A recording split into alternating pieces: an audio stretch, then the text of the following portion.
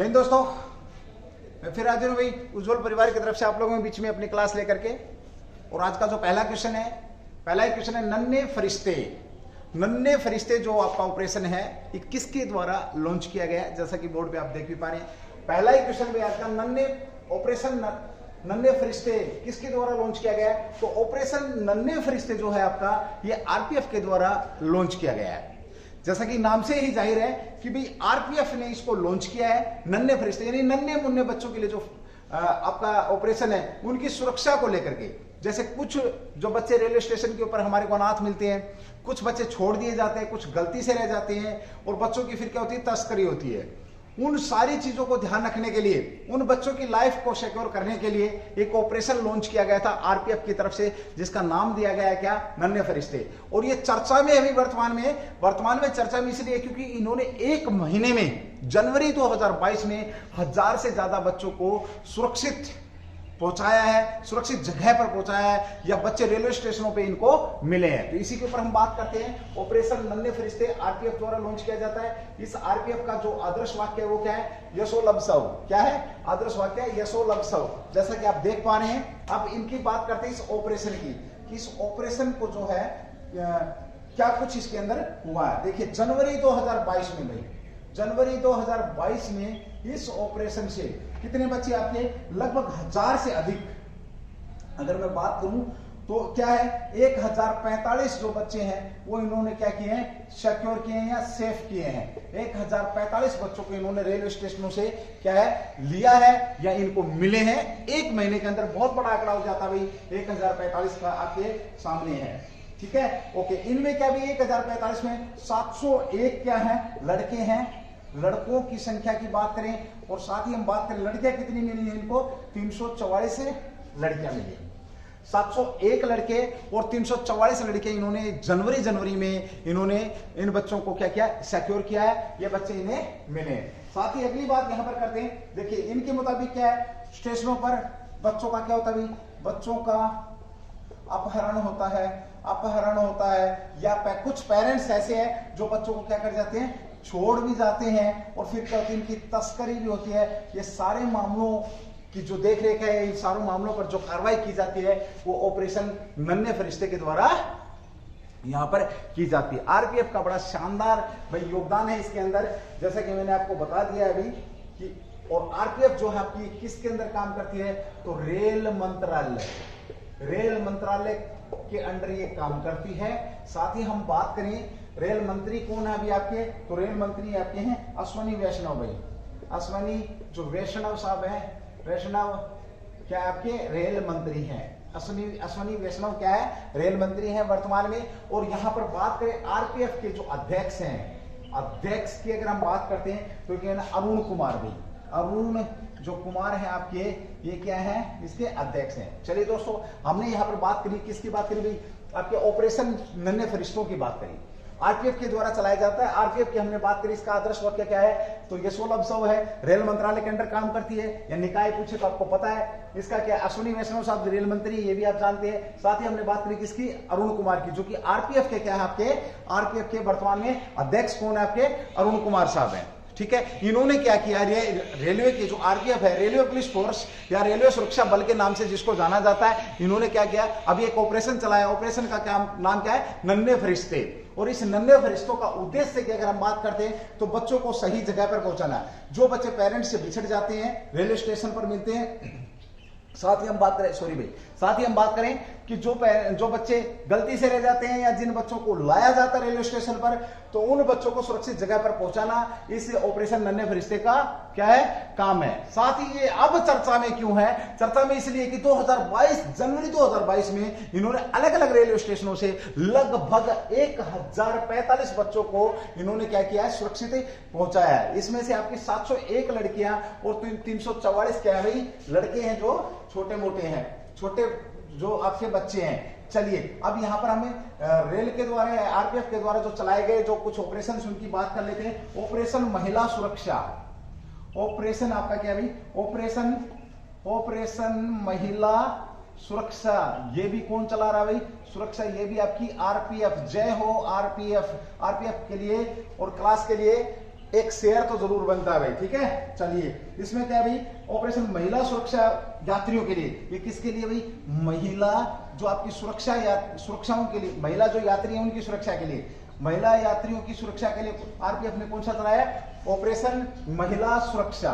चलिए साथ ही हम बात करते हैं आपका, इन्होंने मेरी सहेली दस्ते, मेरी सहेली जो दस्ते हैं ये भी किसका है भाई, मेरी सहेली दस्ते भी किसका है, आरपीएफ का ही है। इसके अंदर क्या, हर अलग अलग रेलवे स्टेशन के ऊपर एक दस्ता यहां पर इन्होंने नियुक्त किया गया है, और जिसका नाम जो महिलाओं की क्या करता है, हेल्प करता है, जो महिला यात्रियों की सुरक्षा मुहैया कराता है, तो उसका नाम क्या भी आपका, उसका नाम क्या दिया गया है, मेरी सहेली दस्ते भी यहीं पर है भाई। 2022 के महीने के दौरान इनको किया गया था और तकरीबन 13,000 जो ट्रेन है वो इसके अंडर आती है भाई, 13,000 ट्रेन है वो इसके अंडर आती है। इसी के साथ अगला आता है आपका मिशन जीवन रक्षा मिशन जीवन जो रक्षा है ये भी किसका भाई, आरपीएफ का ही ऑपरेशन है। साथ ही हम बात करें अगला भाई, ऑपरेशन यात्री सुरक्षा, ऑपरेशन जो यात्री सुरक्षा है, यात्री सुरक्षा भी किसका भाई, ये भी इन्हीं का है, ऑपरेशन यात्री सुरक्षा, ठीक है भाई। चलिए दोस्तों हमने यहां पर बात करी कि आपका अलग अलग ऑपरेशन भी चलाए, ऑपरेशन जो महिला सुरक्षा आरपीएफ ने, मेरी सहेली दस्ता इसका संबंध भी आरपीएफ से है, साथ ही मिशन जीवन रक्षा भी इसका संबंध, और साथ ही हम बात करें ऑपरेशन जो यात्री सुरक्षा है ये भी किसका है, इसी का है। भारत के अंदर पहली रेल कब चली थी, 1853 में।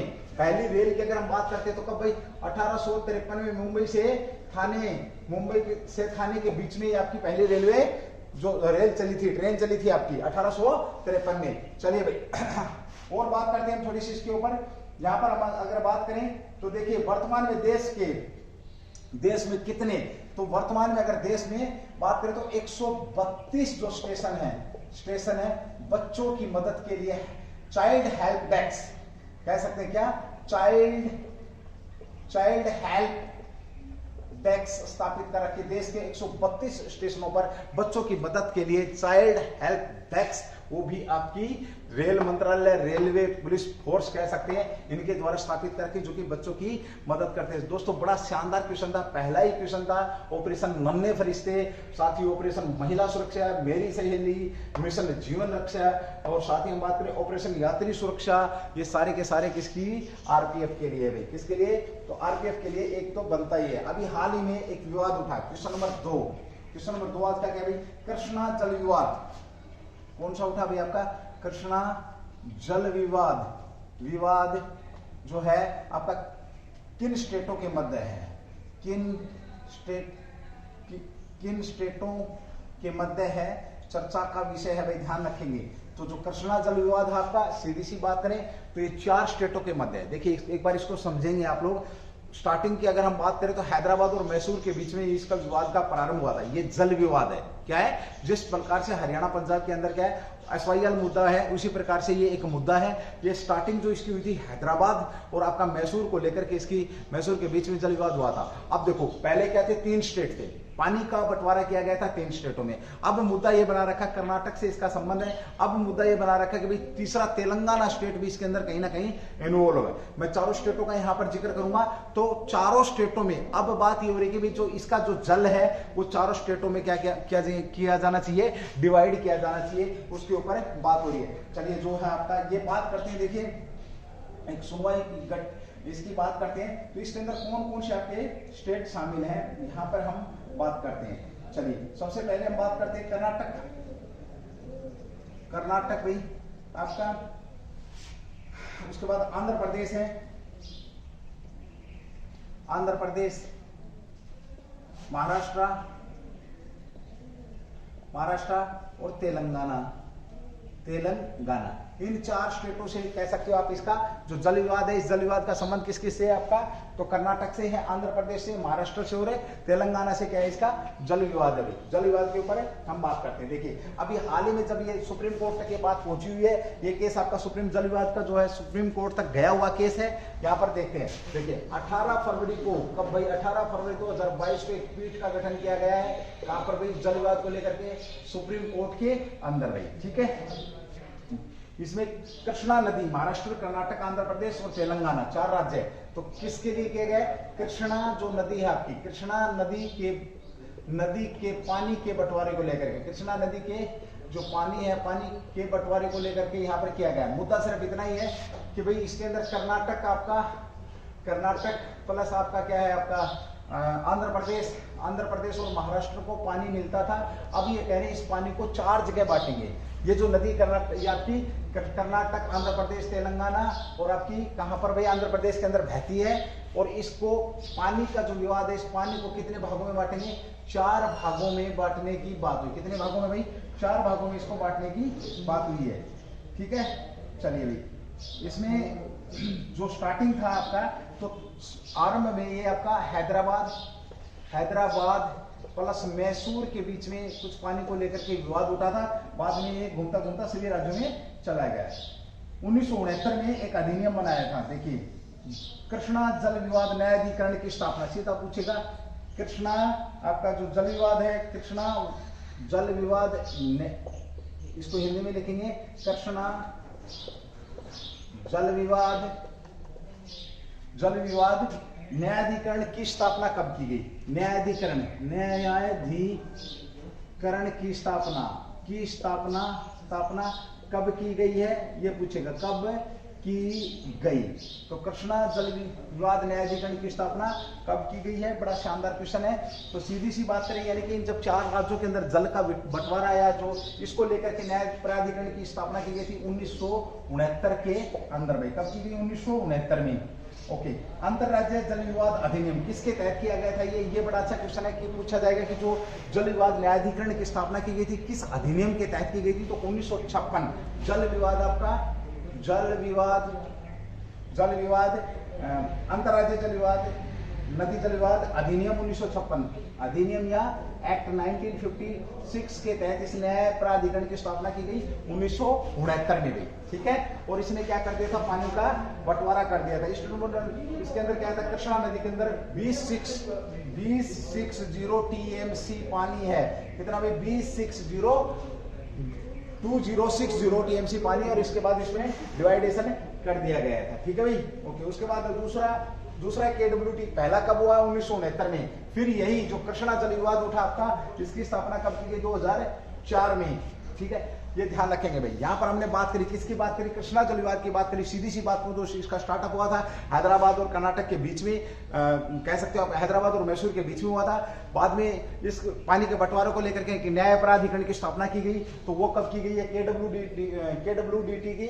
तो इसका किया गया 1969 में। अधिनियम पूछे तो 1956 के अधिनियम के तहत इसकी क्या की गई थी? स्थापना की गई थी। दूसरे की कब की गई? तो 2004 में। वर्तमान में क्या कहा जा रहा है कि भाई इस पानी को 4 जगह पर बांटना चाहिए, इसके 4 हिस्से होने चाहिए। चलिए भाई दोस्तों, यहां पर एक बार आप इसका स्क्रीनशॉट ले लें, मैं इसको रफ कर रहा हूं, उसके बाद हमें आगे बढ़ेंगे भाई।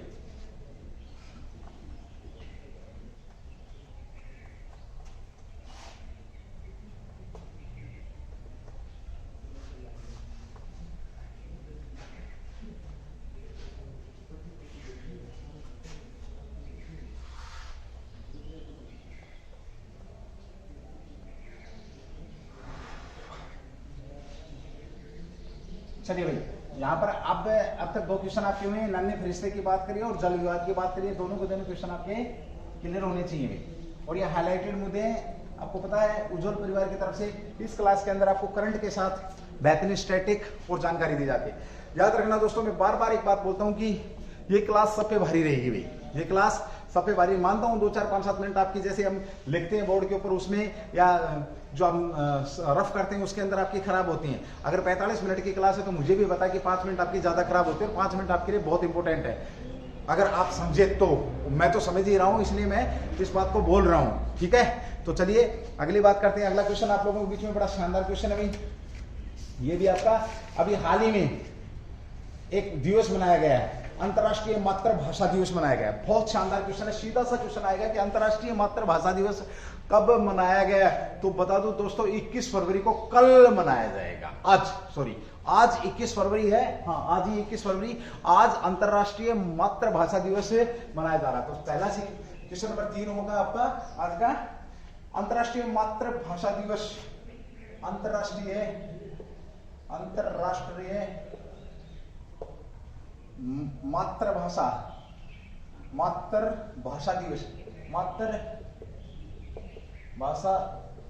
दिवस या इंटरनेशनल मदर लैंग्वेज डे दिवस चर्चा में है। ठीक है, अंतरराष्ट्रीय मातृभाषा दिवस कब मनाया जाता है? बहुत ही शानदार क्वेश्चन है। और मैं एक दिन आप लोगों को दिवस के ऊपर भी पूरे के पूरे जो दिवस आपके फैब के, जैन के और फैब के एक दिन दिवस बताऊंगा, बहुत शानदार दिवस। चलिए यहां पर हम बात करते हैं, देखिए इसकी अगर हम बात करते तो कब मनाया गया भाई? आज मनाया जा रहा है 21 फरवरी को। कब मनाया गया? 21 फैब को, आज के दिन अंतरराष्ट्रीय आपका जो मातृभाषा दिवस है इसकी मनाने की घोषणा करी है। इसका उद्देश्य क्या है? उद्देश्य भाषा विज्ञान के बारे में जागरूकता पैदा करना। उद्देश्य की अगर हम बात करें तो क्या है? भाषा विज्ञान के बारे में जागरूकता क्या करना? जागरूकता प्रदान करना। सीधी सी बात है, क्या करना? जागरूकता प्रदान करना। ठीक है भाई, ओके।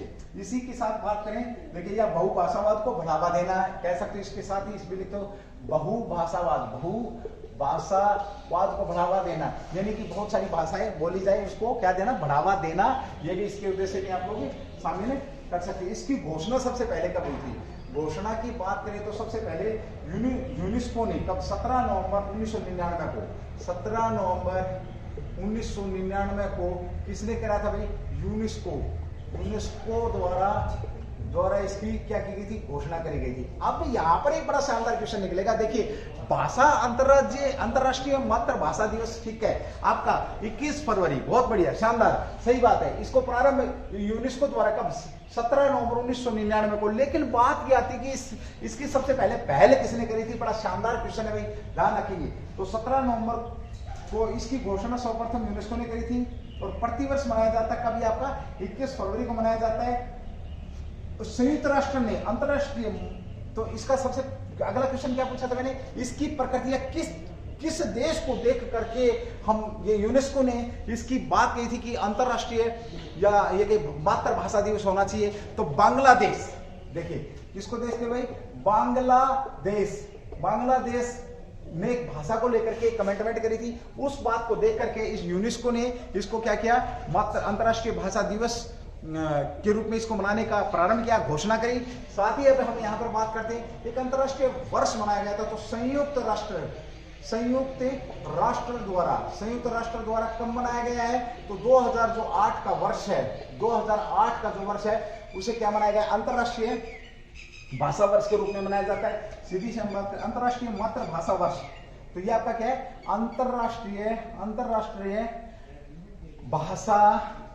मातृभाषा वर्ष कब मनाया गया या घोषित किया गया? सॉरी, कब घोषित किया गया है? तो 2008 को घोषित किया गया है भाई, ध्यान रखना। ये किसने किया है? तो ये भी आपको पता है। तो मनाने की पहल सबसे पहले किसने करी थी? तो पहल बांग्लादेश ने करी थी। यहां से हमने देखा था 21 फरवरी को बांग्लादेश ने किसको भाई? बांग्लादेश ने बांग्ला भाषा को मातृभाषा कैसे बांग्ला भाषा को स्वीकृति देने के लिए वर्षगांठ के रूप में मनाया था। तो बांग्लादेश को कब भाई? बांग्लादेश ने तो 21 फरवरी को बांग्ला भाषा को, किसको भाई? बांग्ला भाषा को मनवाने के लिए इन्होंने संघर्ष शुरू किया था। कब? तो ये आपके सामने 21 फरवरी को। ठीक है, ओके। चलो अब देखो एक बार इस क्वेश्चन का जो एक बार रिवाइज करते हैं, उसके बाद आगे बढ़ते हैं। बड़ा शानदार क्वेश्चन है। भाषा को लेकर के बड़े बड़े आंदोलन भी हुए हैं, भाषा को लेकर के बड़ी बहुत सारी चीजें हुई हैं। डिवाइडेशन भी भाषा के आधार पर हो जाता है, है ना? जैसे हरियाणा का डिवाइडेशन है भारत भाषा के आधार पर में। तो भारत के अंदर जो पहला आपका जो स्टेट बना था वो भाषा के आधार पर ही बना था। कौन सा बना था? आपका आंध्र प्रदेश। लोगों ने बड़े लंबे समय तक आमरण रख दिए थे भाषा के आधार पर स्टेटों का अलग डिवाइडेशन के लिए। तो वो क्वेश्चन आपका, तो 21 फरवरी को अंतरराष्ट्रीय मातृभाषा दिवस मनाया गया है। भाषा विज्ञान और जागरूकता पैदा करने के लिए बहुभाषावाद को बढ़ावा देने के लिए इसकी घोषणा 17 नवंबर 1999 को यूनेस्को ने की थी। इसको कहां से देख करके भाई? बांग्लादेश की पहल थी। बांग्लादेश ने क्या थी? 21 फरवरी को जो बांग्लादेश के अंदर जो बांग्ला भाषा बोली जाती है उसको मनाने के लिए। ठीक है, संयुक्त राष्ट्र ने 2008 वर्ष को क्या किया था? अंतरराष्ट्रीय मातृभाषा वर्ष के रूप में घोषित किया था। ठीक है, अब हम भाषा की बात करते हैं। तो देखिए भाषा की कौन सी सूची के अंदर है आपकी? भाषा की अगर सूची की बात करें तो 8वीं सूची में भाषा भाषा भारत के किसमें भाई 8वीं सूची के अंदर है। 8वीं सूची के अंदर, अनुसूची के अंदर, कौन सी सूची के अंदर है? 8वीं अनुसूची के अंदर है, अनुसूची। ठीक है, टोटल सूचियां कितनी भारत के अंदर?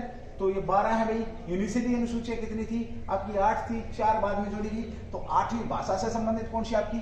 8वीं। एक्ट की बात करें तो देखिए 343 एक्ट के अंदर 343 जो आपका एक्ट है, इसे क्या कहा गया? देवनागरी लिपि में संघ की अधिकारी भाषा, देवनागरिक लिपि में संघ की जो आधिकारिक भाषा, यानी कि भारत की जो आधिकारिक भाषा होगी वो क्या होगी?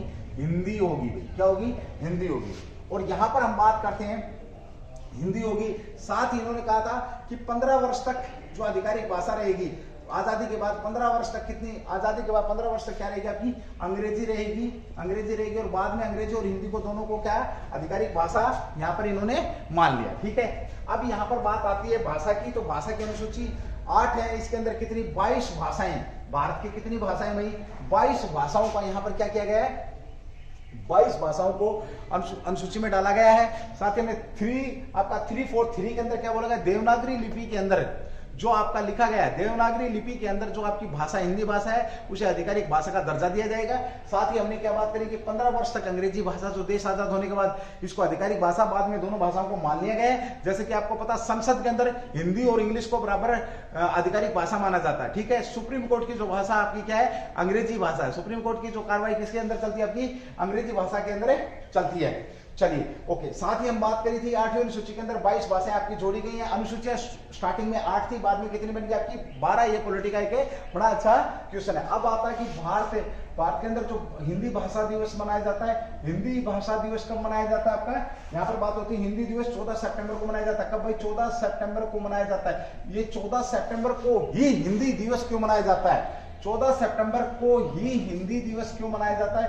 ये बड़ा अच्छा क्वेश्चन है, क्योंकि भाई 14 सितंबर 1949 को जो संविधान सभा थी, कौन सी भाई? संविधान सभा ने हिंदी को आधिकारिक भाषा मानने की बात कही थी। क्या कहा था भाई? 14 सितंबर 1949 को हिंदी को केंद्र सरकार की आधिकारिक भाषा, किसकी भाई? केंद्र सरकार की आधिकारिक भाषा मानने की बात किसने कही थी? संविधान सभा ने। इसलिए इसे 14 सितंबर को हिंदी दिवस के रूप में मनाते हैं।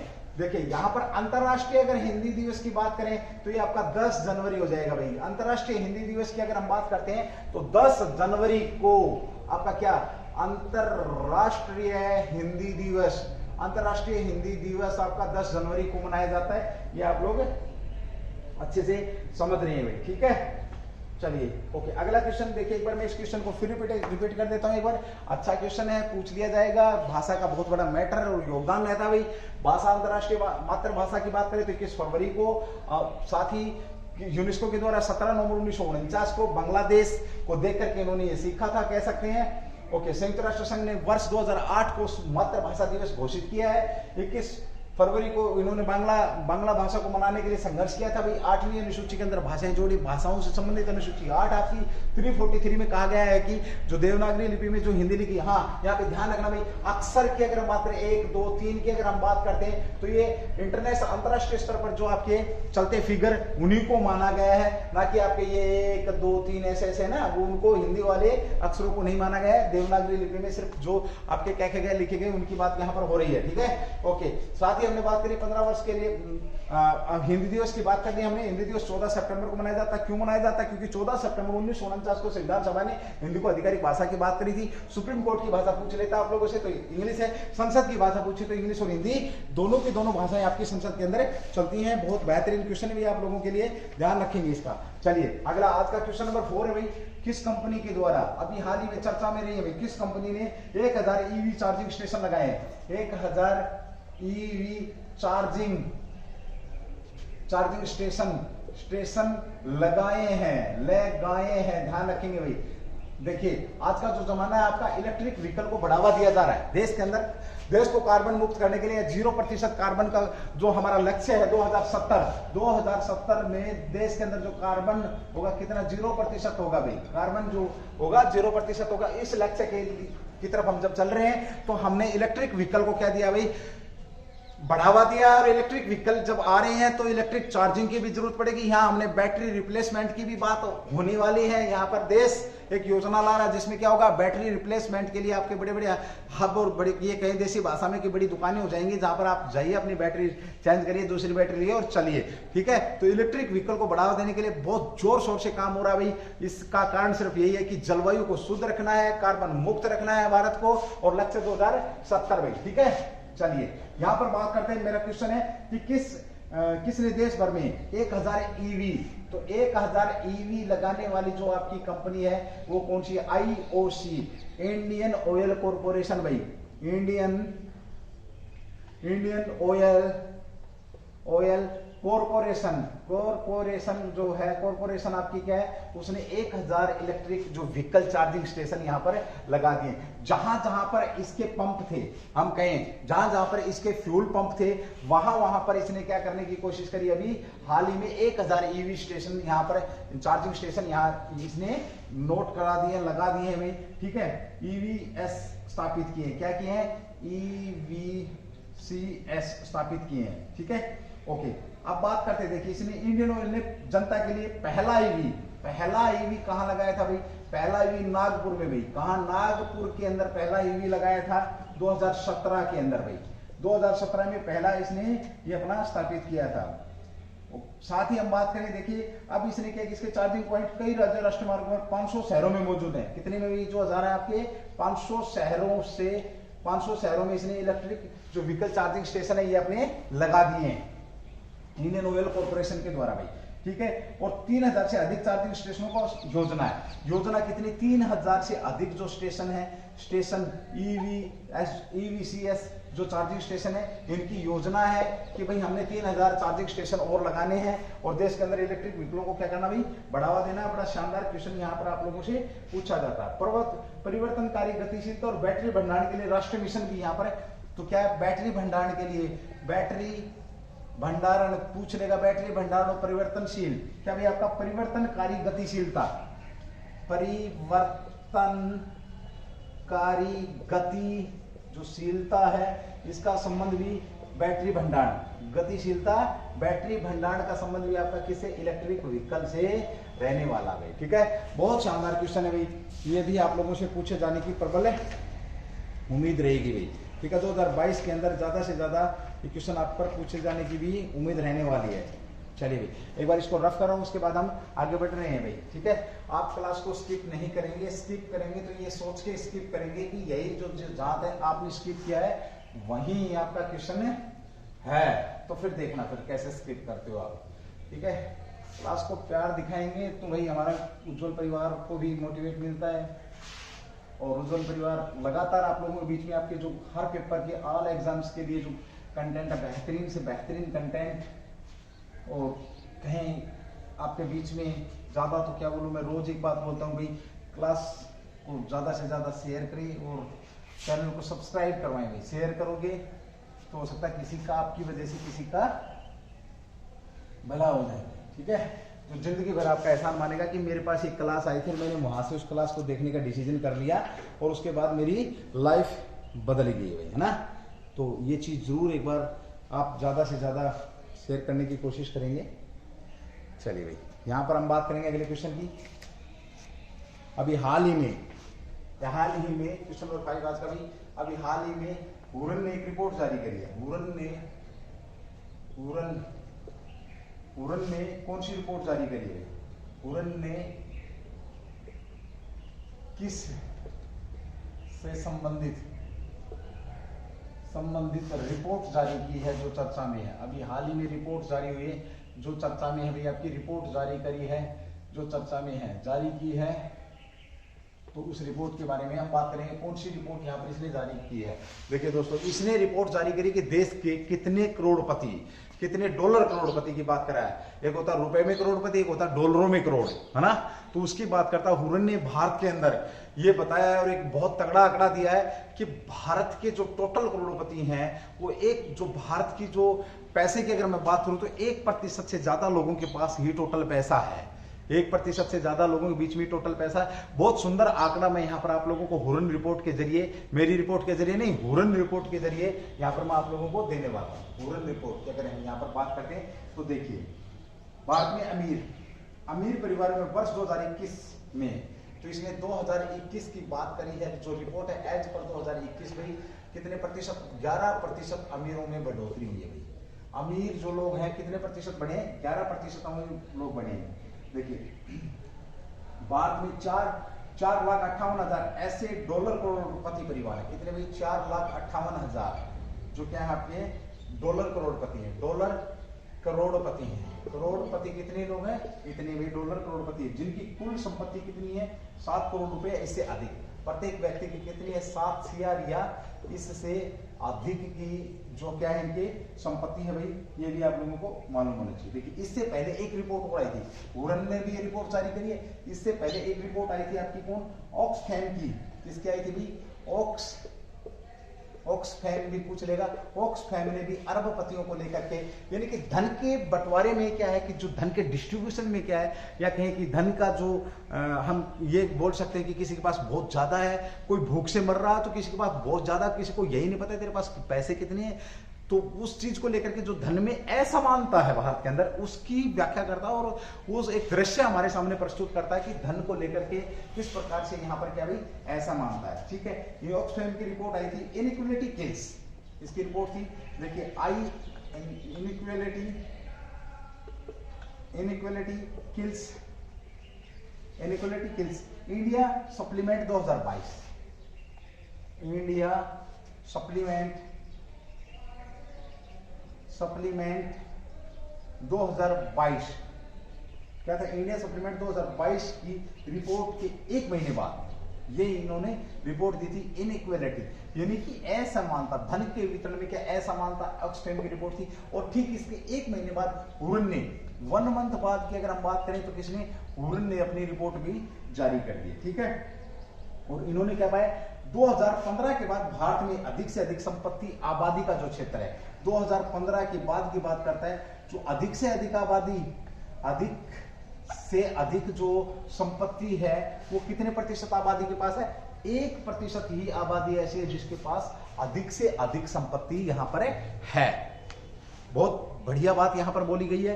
देखिए बिल्कुल आंकड़ा 2015 का, यहाँ पर 2015 के बाद की यहाँ पर ये बात कर रहा है। और इस रिपोर्ट के अनुसार अगले 5 वर्ष में जो धनी परिवारों की संख्या है, देखिए 5 वर्षों में, हुरन रिपोर्ट के अनुसार 5 वर्षों में धनी जो परिवार हैं, धनी परिवारों की जो संख्या है कितनी बढ़ जाएगी भाई, 30% बढ़ करके कितनी हो जाएगी, 6 लाख हो जाएगी। 30% बढ़ करके कितनी हो जाएगी भाई आपकी,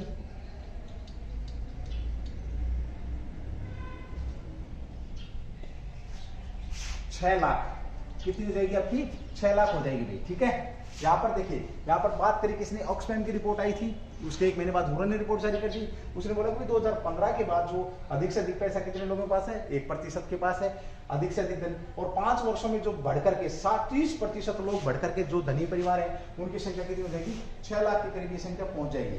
इसके बाद उसने देखिए एक डाटा दिया बहुत जबरदस्त भाई।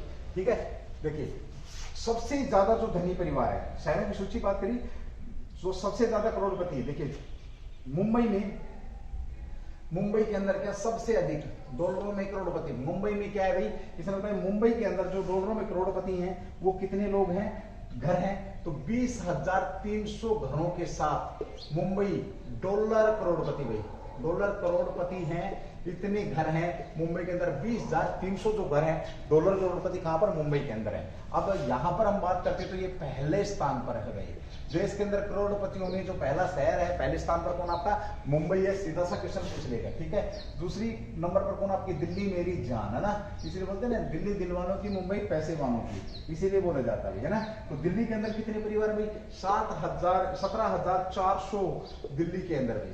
ठीक है, साथ ही हम यहाँ पर बात करें कोलकाता की अगर हम यहाँ पर बात करते हैं तो 10,500 ऐसे परिवार हैं जो करोड़पति हैं। ठीक है, चलिए 2012 में हुरन इंडिया को लॉन्च किया गया था। हम यहाँ पर लेते हैं हुरन इंडिया की थोड़ी सी बात कर लेते हैं। 2012 को इसे लॉन्च किया गया था। हुरन इंडिया को लॉन्च कब किया गया था, हुरन इंडिया हुरून इंडिया को कब 2012 में लॉन्च किया गया था, ध्यान रखिए। साथ ही हम बात करें तब से ये हर वर्ष क्या कर रही है भाई, हर वर्ष क्या करती है ये आपका नवाचार, धन सृजन और परोपकार, नवाचार, धन सृजन और परोपकार से ये संबंध रखती है। हुरन जो आपकी है ये, इसकी बात यहाँ पर हो रही है।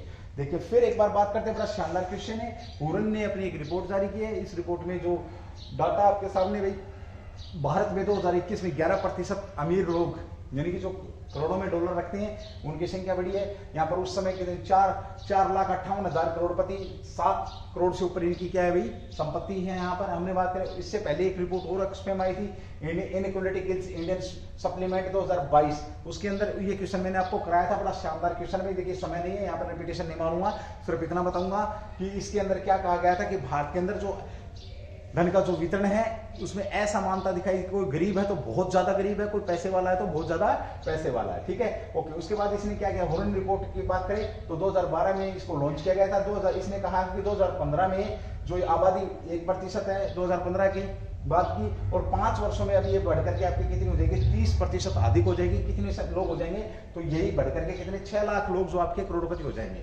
उसके बाद इन्होंने डाटा दिया, बड़ा शानदार, पूछ लेगा कि सबसे ज्यादा करोड़पतियों की संख्या कहां पर है, तो मुंबई के अंदर 20,000 जो आपके हैं 20,300 जो घर हैं या परिवार हैं करोड़पति है पहले नंबर पर। दूसरे नंबर पर आपकी दिल्ली है 17,400 के साथ। तीसरे नंबर पर आपकी क्या है, कोलकाता है। यहां अगर किसी ने तुमने दिमाग लगाया तो एक सिमिलरिटी है तीनों शहरों के अंदर, एक सिमिलरिटी है तीनों शहरों के अंदर, एक सिमिलरिटी है, यानी कि एक समानता रखते हैं। किस आधार पर ये तीनों एक समान है, तो देखिए तीनों की तीनों आपकी क्या है, राजधानी है भाई, राजधानियां हैं तीनों की तीनों। अब सर बोलेंगे सर आप राजधानी कैसे बताए, अरे भाई दिल्ली पता है मुझे, है ना, ज्ञान का पिटारा नहीं खोलना है कि सर दिल्ली राजधानी, दिल्ली राजधानी है ही, नई दिल्ली राजधानी है, मान ली मैंने बात आपकी, ध्यान रखना। मुंबई आपकी क्या थी, वाणिज्य राजधानी है, वाणिज्य राजधानी कौन सी आपकी, मुंबई मेरी जान, वाणिज्य राजधानी, वाणिज्य। मुंबई की बात करें तो देखिए मुंबई की अगर हम बात करते हैं तो मुंबई अंग्रेजों के दिन कब आई थी आपकी, 1661 के अंदर मुंबई आपकी कहाँ आई थी, अंग्रेजों के दिन आई थी। कंपनी के दिन की बात करें तो 1668 में कंपनी का दिन आई थी। किसने भाई, अंग्रेजों को मिली थी। अंग्रेजों को कैसे मिली थी 1661 में, तो भाई शादी के अंदर मिली थी। कपेबल बढ़ाओ अपने लेके, तुम्हारे को भी मुंबई शादी के लिए शादी में मिल जाए ना। दौरी दहेज प्रथा बहुत ही खराब है, और इस दहेज प्रथा का उदाहरण दिया मैंने तो कि मुंबई शहर को दहेज में दे दिया किसने भाई, पुर्तगाली महिला थी, कौन सी, कैथरीन की शादी चार्ल्स के साथ कर दी गई थी, ठीक है, जो कि प्रिंस थे कहां के, ब्रिटेन के। ओके, अब वर्तमान में जो मुंबई आपकी कहे तो किस देश पर, किस द्वीप पर, तो सालसेट द्वीप पर ये बसी हुई। सेंसेक्स आपका कहां पर चलता है, बॉम्बे स्टॉक एक्सचेंज आपका कहां चलता है, नेशनल स्टॉक एक्सचेंज कहां पर चलता है, सेबी इन दोनों पर क्या करती है, कंट्रोल करती है। सेबी का हेडक्वार्टर कहां पे है, आरबीआई का हेडक्वार्टर कहां है, रिजर्व बैंक ऑफ इंडिया का हेडक्वार्टर कहां है, समझ रहे हैं आप, तो ये है मुंबई, वाणिज्य राजधानी की बात होगी है, ठीक है। अब बात करें दिल्ली, दिल वालों की, है ना, दिल्ली की बात करें, जैसे इसका नाम दिल्ली का भी था, दहली भी था, बहुत सारी चीजें यहाँ पर। और दिल्ली राजधानी कब बनी आपकी, 1911 में बनी है। और साथ ही हम बात करें जब 1911 में दिल्ली बनी तो इससे पहले राजधानी क्या थी मित्रों, कोलकाता आपकी 1774 में कोलकाता को क्या बनाया था, राजधानी बनाया। और कब तक रहा, 1911 तक। 1911 में घोषणा हुई है कि दिल्ली को राजधानी बनाया जाएगा, और 1912 में दिल्ली को क्या बना दिया, राजधानी बना दिया, ठीक है। तो तीनों में कोई ना कोई सिमिलरिटी रही है, जहां पर सबसे ज्यादा करोड़पति हैं। अब तुम्हारे दिमाग में आ रही, चल भागते हैं यहाँ से, बोरिया बिस्तर चलते हैं दिल्ली कलकत्ता और मुंबई, ऐसे नहीं चले जाना, नहीं तो बहुत सारी दिक्कतों का सामना करोगे भाई। हुरन रिपोर्ट ने ये जग जाहिर किया कि इतने करोड़पति वहां पर हैं। जय हो हुरन रिपोर्ट भाई, ठीक है। डॉलर करोड़पतियों में हो रही है बढ़ोतरी। ओके, अभी भाई हाल ही में आपका हम बात करें डेटा सुरक्षा पर सूचना और प्रसारण मंत्रालय ने निर्देश दिए। क्या निर्देश दिए, डेटा सुरक्षा को लेकर के किस मंत्रालय ने निर्देश दिए, क्वेश्चन बन जाएगा आपका आज का 6। डेटा सुरक्षा के लिए किस मंत्रालय ने निर्देश दिए हैं, किस मंत्रालय ने निर्देश दिए हैं, बड़ा अच्छा क्वेश्चन है। डेटा सुरक्षा के लिए देखिए, आज जो आपका स्मार्टफोन है, आप ये नहीं सोच रहे कि मैंने इस चीज को गुप्त रख लिया। आज आपने किसी से अगर बात कर ली तो आपकी बात रिकॉर्ड हो रही है, भाई आप चाहे व्हाट्सअप कॉल कर लो, चाहे आप कैसे भी कर लो, कभी ना कभी आगे ऐसी टेक्नोलॉजी आ जाएगी जो आपने 20 साल पहले भी बात करी ना, वो भी निकाल के रख देंगे लोग, चाहे वो व्हाट्सअप वीडियो कॉलिंग हो, चाहे कॉलिंग हो, कैसा भी हो। मैसेज डिलीट कर दिया आपके फोन में से, इसका मतलब ये नहीं कि मैसेज डिलीट हो गया, नहीं।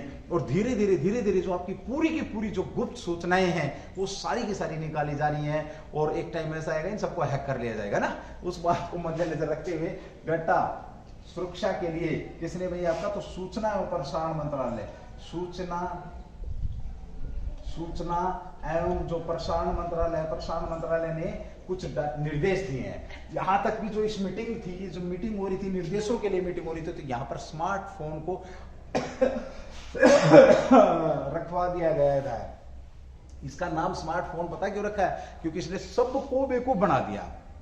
आपको एक हाथ का कर दिया, आपको पता है, आपको बिना परिवार का कर दिया। परिवार के बीच में बैठ के अगर स्मार्टफोन हाथ में है तो हम परिवार से बात नहीं करते हैं, कंफर्म है। फोन इतने बड़े बड़े आ गए, इतनी बड़ी जेबें नहीं होती हैं, एक हाथ में फोन रहता है, एक हाथ खत्म, एक हाथ का होगा क्या आपका, खत्म।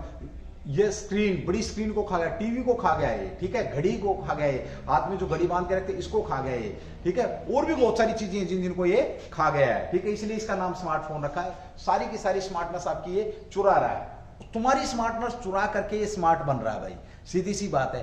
तो कम से कम डिपेंडेंसी रखनी इस फोन को, जहां पर जो भाई जो जरूरी हो रखी है वो चीजें तो यूज करनी पड़ेगी, हमारी मजबूरी। बैंक को खा गया, एटीएम को खा गया ये, ठीक है, ये पता नहीं क्या क्या खाएगा, कब इसका भरेगा भगवान जाने। बट इसीलिए ये स्मार्ट है कि सारी चीजें धीरे धीरे क्लोज करता। कंप्यूटर को ठिकाने लगाने वाला है ये, कंप्यूटर को भी ठिकाने लगा ही दिया है। एंटरटेनमेंट की जो चीजें थी उनको ठिकाने लगा रहा, सारी चीजें सब कुछ खा गया भैया, ठीक है। और तो और छोड़ो, तुम्हारी सभ्यता संस्कृति का भी सर्वनाश इसी स्मार्टफोन ने किया भाई। मैं ज्यादा बात करूंगा नहीं, ठीक है। बोला सर ये कि कम थोड़ी है। हाँ, इसके मंत्री कौन है? अनुराग ठाकुर। अनुराग ठाकुर के साहब क्या इसके भाई मंत्री हैं, ये भी आप लोग ध्यान रखेंगे, ठीक है।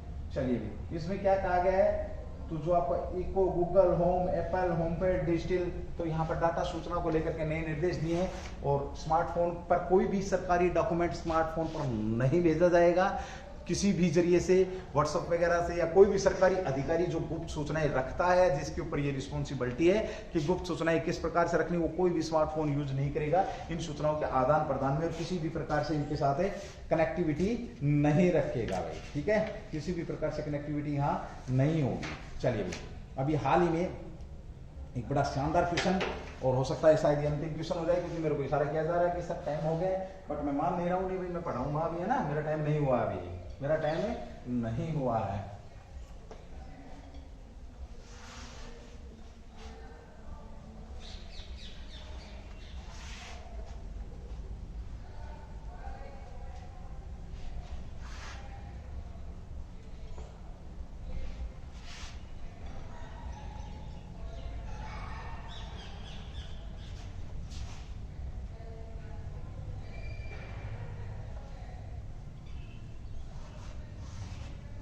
चलिए भाई, एक योजना है अपर भद्रा परियोजना, क्वेश्चन नंबर 8 में आज का क्वेश्चन नंबर 8, अपर भद्रा परियोजना चर्चा में है क्यों? चर्चा में है क्यों? सीधी सी बात करेंगे। देखिए, क्वेश्चन कैसे भी रख देगा आपके बीच में, कुछ भी करे, आपको कॉन्सेप्ट अगर क्लियर है तो कुछ भी कैसा भी क्वेश्चन रखे हम उसका रिप्लाई दे सकते हैं। हमने बात करी अपर भद्रा योजना, जो आपकी अपर भद्रा परियोजना है चर्चा में, क्योंकि ये किसी स्टेट की योजना थी भाई। यहाँ क्वेश्चन ये पूछ लेगा अपर भद्रा किस स्टेट की योजना है, साथ ही ये पूछ लेगा भी हाल ही में किस योजना का राष्ट्रीय परियोजना माना गया है। समझ गए ना मेरी बात? तो 4 क्वेश्चन तो आपके यहीं बन जाते हैं। सबसे पहले बात करें चर्चा में क्यों है, क्योंकि इसको राष्ट्रीय परियोजना का दर्जा दिया गया, इसे राष्ट्रीय परियोजना का दर्जा दिया है। इसका मतलब क्या है कि स्टेट की योजना थी, है ना। अब क्वेश्चन आता है कि भाई ये कौन से स्टेट की योजना थी, सीधा सा क्वेश्चन रहेगा। तो ये कर्नाटक की थी, कौन से स्टेट की थी? कर्नाटक की थी, कर्नाटक की योजना थी भाई। और कर्नाटक ने कब भाई? 16 फेब को इसका क्या भाई, 16 फेब 2022 को कर्नाटक के बसवराज बोबई ने घोषणा की कि केंद्र सरकार समिति ने इसे क्या कर दिया है, तो 16 फरवरी 2022 को जो कर्नाटक की थी इसे राष्ट्रीय परियोजना का दर्जा दे दिया भाई। ठीक है, ओके। इसकी अगर हम बात करते हैं तो इसका जो संबंध है, सीधी सी बात करें तो इसका संबंध भाई किसानों से है, सिंचाई से है। मतलब ये कि दूर दराज इलाकों में कर्नाटक के अंदर जहां पर पानी नहीं है, किसानों तक पानी पहुंचाया जाएगा। तकरीबन आपके 300 से 400 जो भी जितने भी पानी के टैंकरों में पानी डाला जाएगा, जो कि फसलों के लिए क्या हुआ, अमृत का काम करेगा। सीधी सी बात करें तो इसका अपर भद्रा परियोजना का संबंध किससे, सिंचाई से है। आप किसान कह सकते हो, सूक्ष्म सिंचाई कह सकते हो सिंचाई जैसे भी घुमा फिरा के पूछे आप ध्यान रखेंगे। ठीक है, और इस परियोजना की अगर हम बात करते हैं तो राष्ट्रीय दर्जा पाने वाली पहली कर्नाटक की, तो राष्ट्रीय दर्जा पाने वाली कर्नाटक की क्या है, कर्नाटक की पहली परियोजना है। कैसी है, पहली परियोजना है जिसको ये दर्जा दिया गया है। ठीक है, ओके। ऊपरी भद्रा परियोजना, अपर भद्रा या ऊपरी भद्रा परियोजना भी, इसमें राज्य केंद्र को कितने रुपए की मदद देगा, तो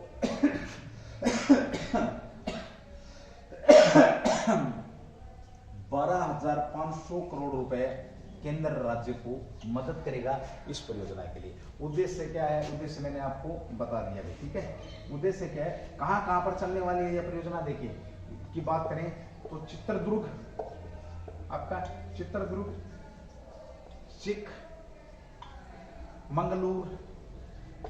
चिकमंगलूर है, साथ में भाई दावणगेरे है, और भी 3-4 स्थल हैं। यहाँ पर क्या किया जाएगा, भूमि को सिंचित किया जाएगा। कितनी भूमि भाई आपकी, 2,25,515 हेक्टेयर भाई, 2,25,515 हेक्टेयर भूमि को इसे क्या किया जाएगा, हेक्टेयर भूमि को क्या किया जाएगा, सिंचित किया जाएगा या पानी दिया जाएगा। सिंचित किया जाएगा, पानी दिया जाएगा। ठीक है, इसमें कितने टैंकों में पानी डालेगा, 367 जो टैंक हैं, इन टैंकों में पानी डाला जाएगा भाई। ठीक है, ओके।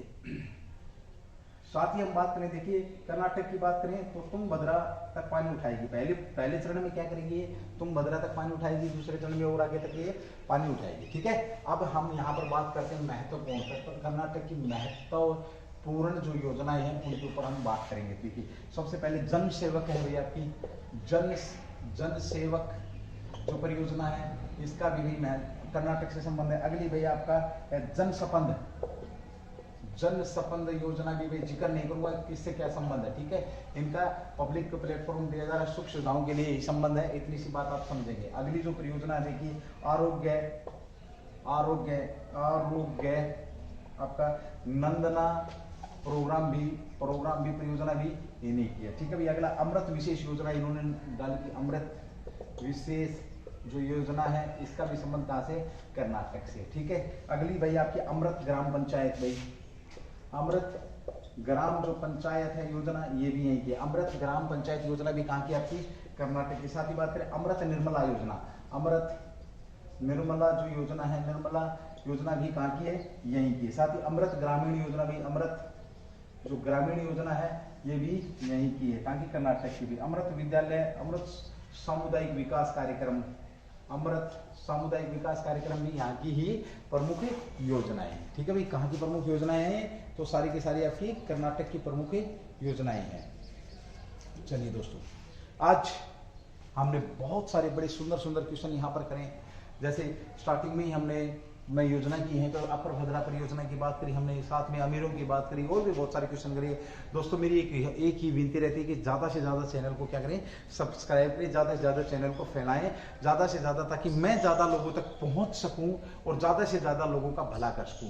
आपके बिना कंट्रीब्यूट के मैं भला नहीं कर सकता। हालांकि मैं ये बोलता था कि मैं आप लोगों को बर्डन नहीं दूंगा, है ना, एक किस्म का बर्डन ही है कि सर ने बोल दिया कि आप इसको शेयर करें। जैसे आप लोग 100 लोग देख रहे हैं, अगर 5 लोग इसको, हर व्यक्ति 5 को शेयर करे तो 500 लोग हो जाएं, है ना, ऐसा ही कुछ है, तो बर्डन हो जाता है ना आपके ऊपर।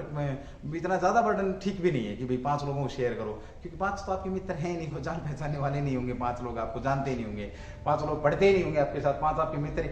अरे इस दुनिया में आए हो तो किसी का कुछ भला कर जाओ। ठीक है, चाहे वो मेरा समझ लो और चाहे उनका समझ लो। मेरा भला इसलिए क्योंकि मैं मेरी क्लास को, इस कंटेंट को उज्जवल परिवार की तरफ से जो हम दे रहे हैं उसको ज्यादा से ज्यादा लोगों को जोड़ना चाहता हूं ताकि ज्यादा से ज्यादा लोगों का भला हो। सिर्फ एक ही यही मुद्दा है भाई, यही एक मोटो है।